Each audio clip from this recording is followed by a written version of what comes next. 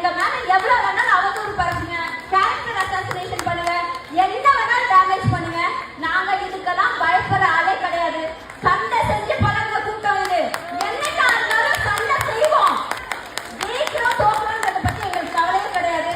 இவ்வளவு நாள் வந்து பேசல, இப்ப வந்து பேசுறாங்க அப்படின்லாம் வந்து சொல்றாங்க. நம்மளை வளர்த்து விட்ட இந்த திராவிட அரசியலும் டெல்லியில இருந்து ஏறி விடக்கூடிய இந்த இடி ரைடு, சிபிஐ ரைடு இதெல்லாம் வச்சு இந்த மாபெரும் இயக்கத்தை எந்த ஒரு தூசியும் பற்றக்கூடாதுன்றதுல என்னுடைய பங்கு இருக்கணும்ன்றதுல நான் ரொம்ப தெளிவா இருந்தேன். அதனால நான் குரல் கொடுத்துட்டு இருக்கேன், குரல் கொடுப்பேன். இன்னும் தைரியமா இதை பத்தி நான் பேசுவேன். இது தமிழ்நாடு, இது திராவிட கோட்டை.